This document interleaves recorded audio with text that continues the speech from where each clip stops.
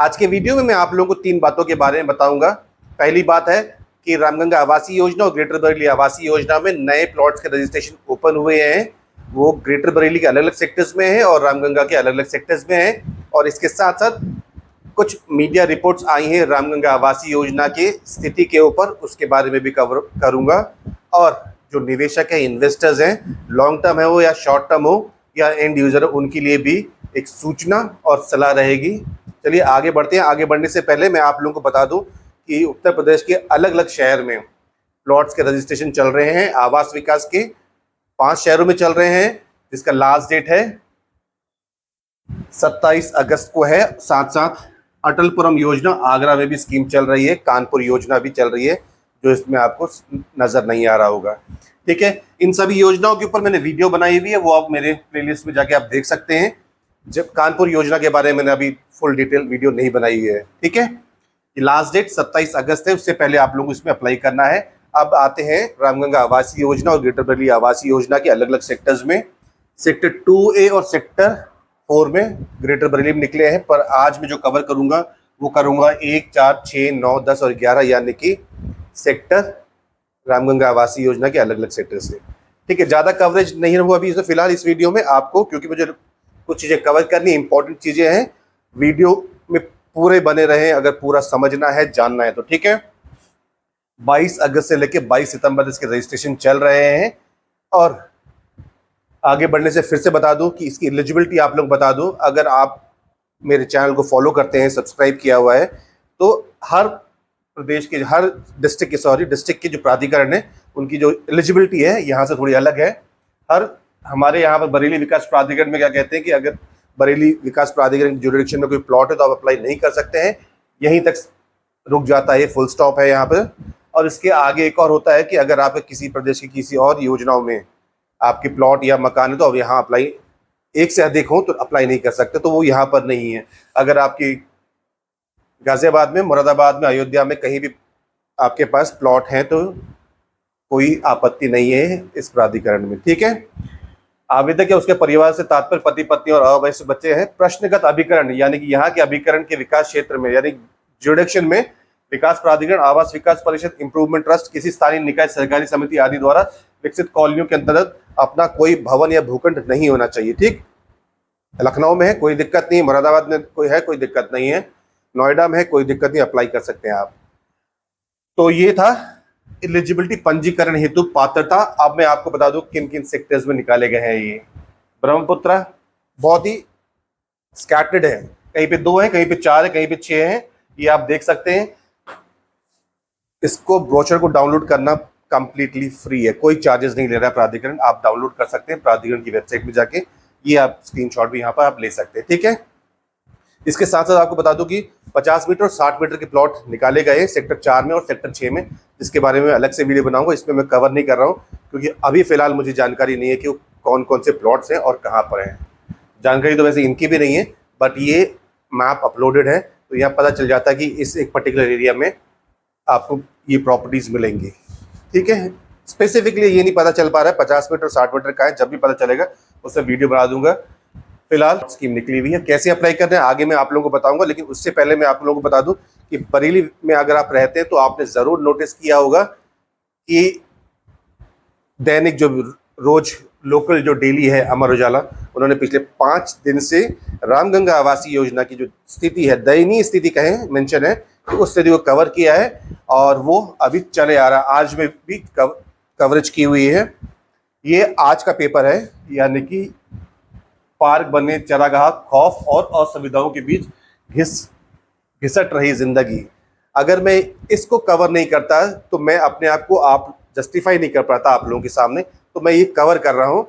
ऐसा नहीं कि मैं बहुत ही अच्छी अच्छी चीज़ें ही आप लोगों को बता रहा हूँ, ये कवर करना भी ज़रूरी है कि ये मीडिया रिपोर्ट्स आ रही हैं और इनकी वजह से रामगंगा आवासीय योजना की जो रीसेल रेट्स हैं उसमें कमी आई है। पिछले 4-5 दिन से लोग के कॉल्स आ रहे हैं कि उनको सेल करना है, क्योंकि ये पिछले 5 दिन की रिपोर्ट है जो आगे आप लोगों को दिखा रहा हूँ। ये लेटेस्ट यानी आज की है। ये 2.5 साल पहले उजाड़ा आशियाना अब छीन रहा स्थायी ठिकाना, ये जो इंक्रोचमेंट हुए थे उनके बारे में बताया गया है ये वाला। और ये है कि स्ट्रीट लाइट्स वगैरह नहीं जलती हैं, जो है ये एक्चुअल में कुछ कहीं कहीं भी समस्याएं हैं।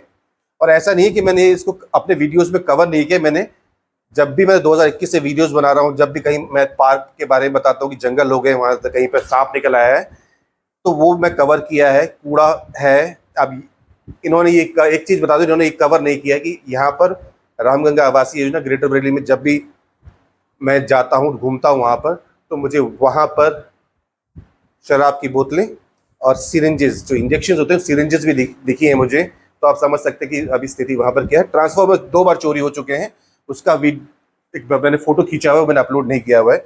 दिखते हैं शुरुआती दौर में, दिखते आती भी हैं, ऐसा नहीं है कि नहीं आएंगी, आएंगी, लेकिन जो कंसर्न डिपार्टमेंट है, बीडीए, उनको इसके बारे में ज़रूर ध्यान देना चाहिए।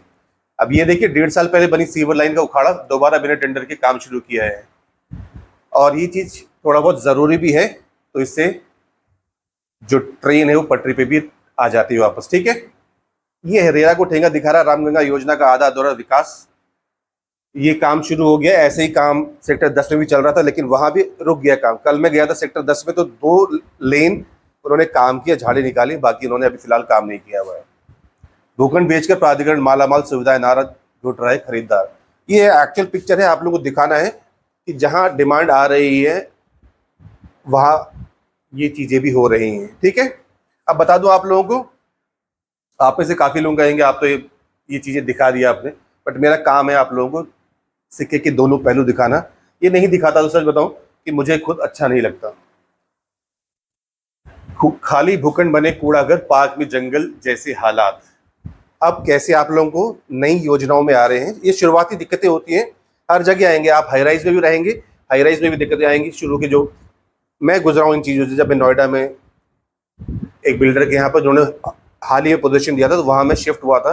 तो 5 लोग थे एक फुल टावर, बड़े से टावर में। तो उन्होंने एनकरेज किया कि आप लोग आए हैं सेफ्टी देने के लिए। उन्हें हर फ्लोर में जिस फ्लोर में लोग रह रहे हैं वहाँ पर उन्होंने एक सिक्योरिटी गार्ड रात के लिए बिठा के रखते थे कि आपकी सिक्योरिटी, तो सेंस ऑफ सिक्योरिटी वहाँ देना था। तो वैसे ही यहाँ भी प्राधिकरण को देना है। और शुरुआत में हो गए, दिखती आई, कहीं लाइट नहीं होगा, कहीं पे केबल चोरी हो जाएंगी। केबल चोरी की भी काफ़ी चीज़ें आई हुई हैं। ये नर्मदा इनक्लेव में मेरे एक क्लाइंट है, उन्होंने सबसे पहला मकान बनाया था, उनकी केबल चोरी हुई थी।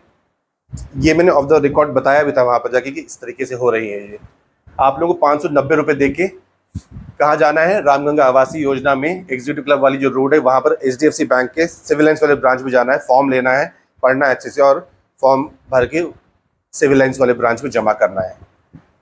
साथ साथ जब भी आप ये फॉर्म लेने जाएं तो रामगंगा में जो BDA का ऑफिस है उसके बगल में एक डॉक्यूमेंटेशन की दुकान है, वहाँ जाके अपना एफिडेविट भी ज़रूर बनवा लीजिएगा। वो एफिडेविट आप बहुत ही मैंडेटरी है। बाकी आपको 10% का अमाउंट तो जमा करना ही है, और बाकी 590 रुपये सचिव बरेली विकास प्राधिकरण बरेली के नाम पे DD बनवा के जमा कर सकते हैं। ऑनलाइन अप्लाई करना है तो BDA की ऑफिशियल वेबसाइट है bdainfo.org, वहाँ जाके अप्लाई कर सकते हैं। कैसे अप्लाई करना है ये मैं बहुत पहले वीडियो बनाया था, इस बार मैं प्लान किया कि एक नया वीडियो बना दूंगा मैं। ठीक है, अब मैं आप लोगों को बता दूं, अगर आप निवेशक हैं, अगर आप एंड यूजर हैं, चाहे यहाँ निवेश करना चाहते हैं, चाहे बरेली के किसी प्राइवेट बिल्डर में निवेश करना चाहते हैं, या कहीं भी, जैसे अयोध्या के बारे में वीडियोस बनाता हूँ, लखनऊ की बनाता हूँ, किसी भी प्राधिकरण में आप इन्वेस्ट कर रहे हैं या बिल्डर के पास जा रहे हैं, तो कुछ सूचना और सलाह आप लोगों को देना चाहता हूँ कि पूरी जानकारी जुटाएं। पहला ये है कि आप उस बिल्डर के, उस प्राधिकरण में जहाँ भी अप्लाई करने जा रहे हैं, पूरी जानकारी जुटाएं कि किस तरह की प्रॉपर्टी है। ब्रोशर आपने देख लिया, उसका PDF देख लिया, बोला है तो बहुत ही अच्छा लग रहा है, इसमें अप्लाई कर देते हैं। ऐड देख लिया, ऐड देख के अप्लाई कर दिया। आप उनकी वेबसाइट पर जाइए, चाहे BD की वेबसाइट हो चाहे बिल्डर की वेबसाइट हो, उसमें जाइए, और उन्होंने जो कहा है, उन्होंने नक्शा जो अप्लाई किया है, अपडेट किया है, वो नक्शा के रेरा से मैच करता है या नहीं करता है। अगर वो मैच करता है तो वो बिल्डर सही अपलोड कर रहा है, सही चीज़ आप लोगों को दिखा रहा है, ये आप लोगों को पुष्टि करनी आवश्यक है। ये आप लोग करते ही नहीं है ये वाला। ठीक है, साइट का व्यक्तिगत दौरा अवश्य करें। आप जिस जगह कोई प्रॉपर्टी ले रहे हैं उस जगह जाके आप साइट का विजिट करें। जो मुझे लगता है BDA में एटलीस्ट, यहाँ रामगंगा योजना ग्रेटर बरेली में कोई भी नहीं करता है। और बाद में जब अलॉटमेंट हो जाता है तो वो ढूंढते हुए आते हैं, पूछते हैं कि कहाँ पर हमारा प्लॉट है, ये बता सकते हैं। उनको साइट ही नहीं पता होता कि कहाँ पर साइट है। ये आपके जीवन का सबसे बड़ा इन्वेस्टमेंट है। आपके बच्चों को जब आपने पढ़ाया है तो इतना खर्च नहीं किया, प्रोफेशनल डिग्री दिला रहे हैं तो इतना खर्चा नहीं किया, इवन शादी में भी इतना खर्चा नहीं होता है। आपके जीवन का सबसे बड़ा इन्वेस्टमेंट है और आप लोग इतने कैजुअली लेते हैं, वो मुझे समझ नहीं आता है। आप लोग को पता ही नहीं है सेक्टर 12 कहाँ पर है, सेक्टर 9 कहाँ पर है, सेक्टर 3 कहाँ पर है greater Bareilly, sector 4 greater Bareilly को ढूंढने के लिए आप रामगंगा योजना पहुंच जाते हैं, उनको लगता है कि वहाँ पर अलॉटमेंट हुआ है। तो ये चीज़ें हैं कि आप लोगों को एक विजिट ज़रूर करना चाहिए। आप मुझसे पूछ लीजिए, मैं आप लोगों को बता दूंगा कि कहाँ पर पड़ेगा आप लोगों को, लेकिन आप लोग कॉल ही नहीं करते। आपको लगता है कि अनूप को कॉल करेंगे, पता नहीं अनूप क्या मांग लेगा, कौन सा उनकी प्रॉपर्टी मांग लेगा वो, और सीधे जाके वहाँ अप्लाई कर देता है और कुछ पता नहीं होता है। तो ये है, विजिट करना ज़रूरी है। सड़कें, पानी, बिजली यहाँ चेक करें लोकल में कि वो लोग कैसे रह रहे हैं, ड्रेनेज सिस्टम है कि नहीं है वहाँ पर। ये सबके लिए, प्राइवेट बिल्डर्स के लिए भी है और प्राधिकरण के लिए भी है। ठीक है। टॉक टू करंट रेजिडेंट, अगर आप वहाँ लोग रिहाइश में हैं तो वहाँ के लोगों से पता करें क्या पानी समय से आता है, क्या सिक्योरिटी है या नहीं है। पूछिए आप यहाँ पर, मैंने आप लोगों के क्वेश्चन भी लगा दिया कि भाई साहब यहाँ रहने में कैसा चल रहा है, पानी बिजली की क्या स्थिति है, कोई और दिक्कत तो नहीं है। उनकी बात सबसे बड़ा सच होगी, उससे बड़ा आपको प्रमाण चाहिए ही नहीं होगा कि वहाँ पर क्या चल रहा है। तभी आप अप्लाई करिए। फिर से कह रहा हूँ, ये सिर्फ इसके लिए एप्लीकेबल नहीं है, ये पूरे प्राइवेट बिल्डर या फिर किसी भी प्राधिकरण में जा रहे हैं, प्रोजेक्ट में ले रहे हैं तो वहाँ पर एप्लीकेबल है। ट्रैक रिकॉर्ड जाने, यहाँ पर तो आप लोगों को ट्रैक रिकॉर्ड पता ही है, बीडीए का पिछले साल काफ़ी सालों में डेवलप भी किया है। लेकिन प्राइवेट बिल्डर का देखिए कि वो पहला प्रोजेक्ट बना रहा है, क्या वो बनाएगा या ना बना पाएगा, उसके फाइनेंशियल के बारे में पता करिए। एक RERA registered real estate consultant से पता करिए, वो आपसे कोई भी चार्ज नहीं लेता है। आप उनसे पता करिए क्या प्रोजेक्ट में निवेश करना चाहिए नहीं चाहिए। आप लोकल किसी भी उसको पकड़ लेते हो और उसको बोलते हो और उस पर इतना भरोसा कर लेते हो, और जब रेरा रजिस्टर्ड की बारी आती है एजेंट्स की तो उनसे आप बात ही नहीं करते हो। आपको लगता है कि ये पता नहीं क्या मांग लेगा। ये बार बार रिपीट कर रहा हूँ, आपको यही लगता है कि वो रेरा एजेंट पता नहीं आपसे क्या पैसे ले लेगा। कितने बिल्डर ने प्रोजेक्ट बनाए उनके बारे में जानकारी लीजिए, रेरा में पंजीकरण की पुष्टि कीजिए। ये भी कोई नहीं करता। इसमें से मुझे लगता है 1% है जो करते होंगे। ये वाला बिल्डर क्या करता है कि मैप जो बनाता है और रेरा में जो मैप सबमिट करता है, दोनों ही डिफर होते हैं। मैप जो प्लान जो होता है वो डिफरेंट होते हैं।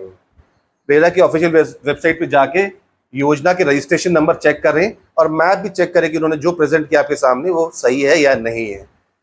और कैसे आप लोगों को रेरा में जाके आपको चेक करना है, उत्तर प्रदेश के रेरा में जाके या फिर किसी और प्रदेश की, जैसे महाराष्ट्र में तो महारेरा में जाना है, तो वो आप लोग, मैंने एक वीडियो बनाया है, वो भी आप चेक कर सकते हैं। आप सिक्के के दोनों पहलू भी देखना चाहिए कि क्या है, प्रोज एंड कॉन्स देखना चाहिए। सिर्फ अच्छी चीज़ें आपको नज़र आती हैं, आपको जोखिम जो है वो भी देखना चाहिए कि वहाँ पर बुनियादी ज़रूरतों का अभाव है या नहीं है, उसमें क्या क्या आपको रख रखाव की कमी को भी गंभीरता से समझें। वहाँ पर सिक्के के दोनों पहलू को आप लोगों को ज़रूर देखना चाहिए। अब और ये भी कोई नहीं करता है, गेट लीगल एडवाइस। यहाँ भी आपके हार्डली मेरे हिसाब से 2-2.5 हज़ार रुपये खर्च होंगे अगर ये बिल्डर पे, और प्राधिकरण वाली जो प्रॉपर्टी उसमें तो एप्लीकेबल नहीं है। लेकिन आप कहीं भी किसी में 1 to 1 किसी से खरीद रहे हैं तो उसका लीगल सर्च रिपोर्ट ज़रूर निकालें कि उसमें कोई भी, क्या बोलते हैं उसे, लीगल, कोई भी उसमें लीगल कॉम्प्लिकेशन है या नहीं है। आपका पैसा है और आपको सही जगह लगाना है, आपका अपना सपना है। तो यही है, मैंने आप लोगों के लिए वीडियो बनाई थी छोटा सा कि रीसेल रेट्स में भारी कमी आ रही है पिछले 5 दिन में इस रिपोर्ट को लेके। ये मैं आप लोगों को गारंटी के साथ कह सकता हूँ। और अलग अलग शहरों में जो प्रोजेक्ट्स निकाले गए हैं आए हुए, उसमें अप्लाई करना चाहते हैं 27 तारीख तक आप जाके अप्लाई कर सकते हैं। तो ये वीडियोस बनाए हुए हैं, ये आप जाइए और यहाँ पर जाके, ये कल मैंने सेक्टर 2A का साइट का डेवलपमेंट दिखाया था, वहाँ जाके आप इसको चेक कर सकते हैं। ठीक है। तो एक छोटा सा अपडेट आप लोगों को दिया था, आपको समझाना भी था और जानकारी भी देनी थी। दोनों चीज़ आप लोगों को मुझे लगता है कि मैंने दे दी है, कंप्लीट कर दिया है। तो आज की तरफ से इतना ही। Thank you and thank you for watching.